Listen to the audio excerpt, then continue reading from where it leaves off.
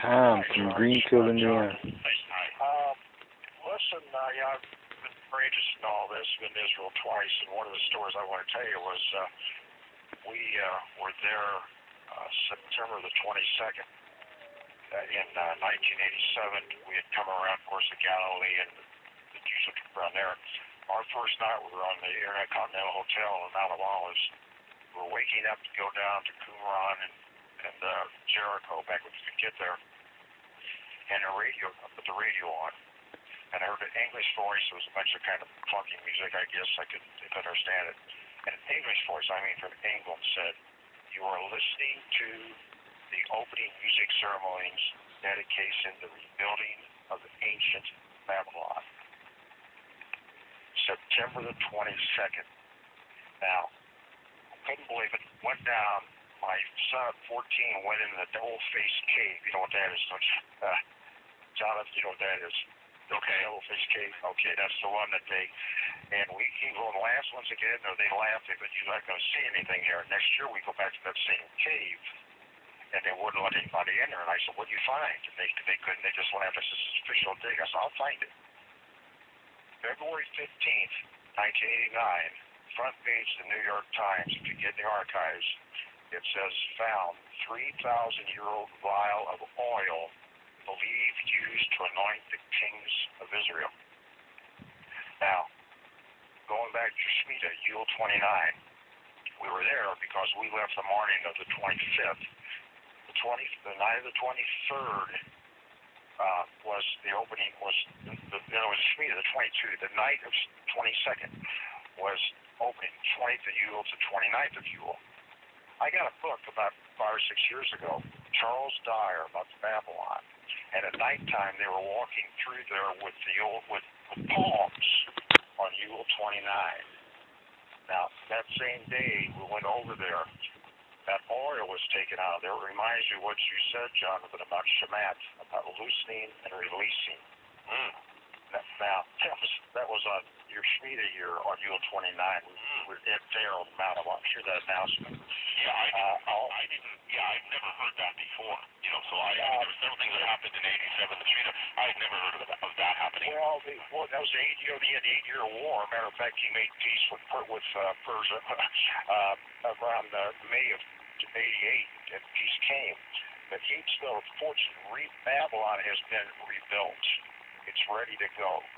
And this book was by Charles Dyer, and all the pictures. And the international celebration lasted 40 days, started September the 22nd. One other thing, too. December the 19th of this year, September 19th, the Wall Street Journal, I watch it like a dog, everything I get depth. Of course, depth's got a great follow every day. But it mentioned that Sunday that the Arabs started putting the rocks into the Alaska Mosque, which we've been in, and storing up. And it was the same day that Abbas called his friend the Pope and said to cause us ours in trouble. And it's quoted in the September 19th, page 82. And what they're doing is they are storing up blocks. They're trying to start it tonight. So before I was listening to the news, 3 people got stabbed again tonight. 4 people tried. Another person got stabbed. They're trying to break it open. Yeah, and they want a catastrophe, so it goes in front of the United Nations. And when it happens, and it will happen very soon, we won't veto it. Yeah, the center is always, the prophetic center is always that, not only Jerusalem, but it's that Temple Mount. And that's why there's always so much conflict. And this conflict that just started this season, you know when it started? It started on Elul 29. It started on the day of the Shemitah. That's when this thing happened. And if this goes to the UN, and if we, as America, if the administration says, hey, you know what, we're going to basically let Israel fall on this, woe to us, because there is the covenant that has never not been fulfilled. That's the Abrahamic covenant. This is one of the worst situations to happen in Israel in years, John. And you have the Arab uprising, and then you have this sword, hanging over Israel, which, from Iran, where they're actually being threatened with nuclear destruction. I don't think America would have taken that. But here they are. And here's another example, George, of how the ancient pattern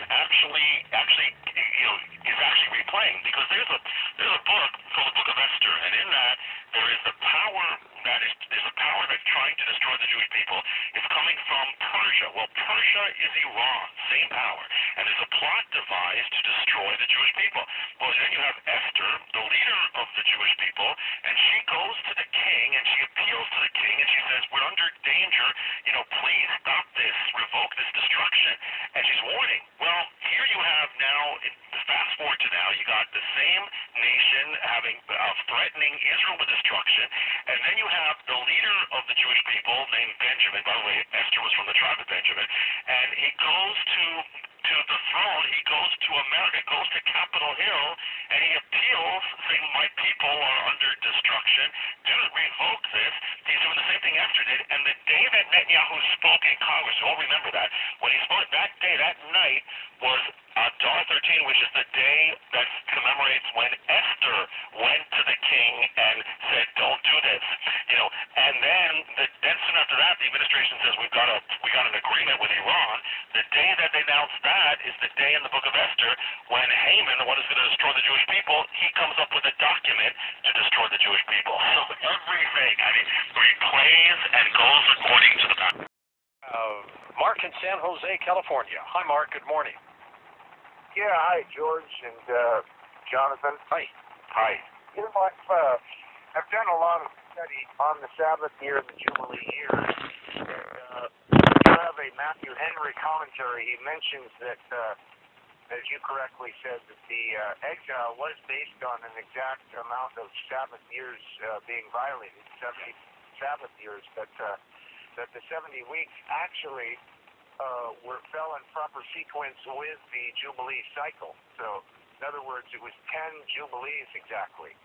And since we know that Christ was baptized at the end of the 69th week, which was the 59th, which was the 15th year of Tiberius Caesar, and translates to the year 29, we know that the Jubilee would be 7 years later, okay, which would be 36.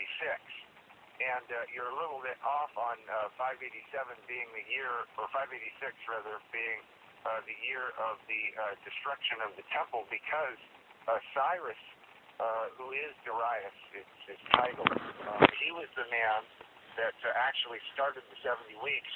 And so, being that the 70 weeks was connected with the exile, 560 years would end in the year 36. Okay, so if 560 years would end in what we call the year 36, then we would know that 40 times 49 more years would give us the Jubilee year, which would be 1996. Okay, well, you still with me? One is that the 70 years of judgment, or the 70 Shemitah years of that judgment, there's two reckonings of it. One is from the destruction and rebuilding of the temple, and the other is before that. But the other thing is that one thing to note, regardless of the idea of the timing, is that when Daniel gets the vision of the 77s, the famous 77s of prophecy, that's based on the Shemitahs, because there have been 70 Shemitahs that represent 77s of years as well.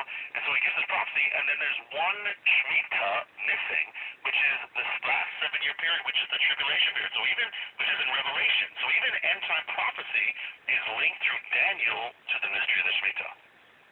Okay, let's take a few more calls. Hey, Cornelius. Hey, George and Jonathan and our great friend Tommy. I'm glad he's back. Y'all are a dynamic duo, you and Tommy. But, Mr. Kahn, you had the Million Man March in Washington, D.C., where Farrakhan said, and Reverend Wright said Jesus was a Palestinian, which is a complete lie. Then in Detroit, they put up a statue of Satan.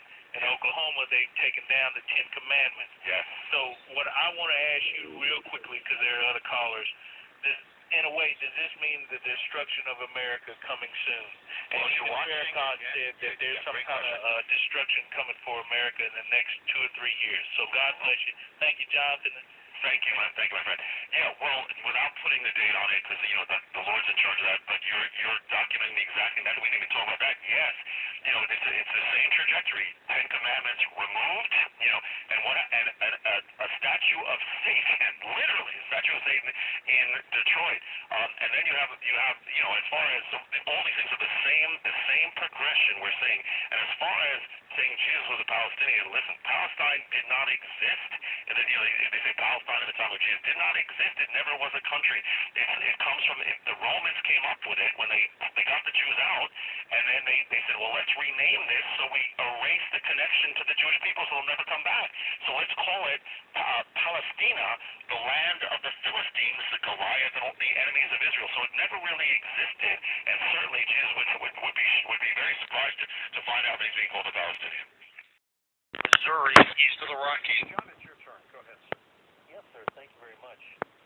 In the Bible, Jonathan, great judgment is always preceded by a warning followed by an opportunity for repentance and change.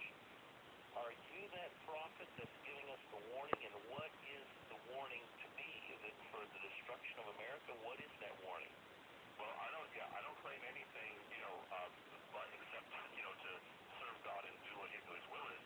But you're right that there's a pattern, and if you look at the pattern of the harbinger, the pattern is that first comes the shaking on the land where the hedge protection is removed, and enemy makes a strike, and then comes this period, if we say grace period, where they have the chance to come back to God or head to judgment.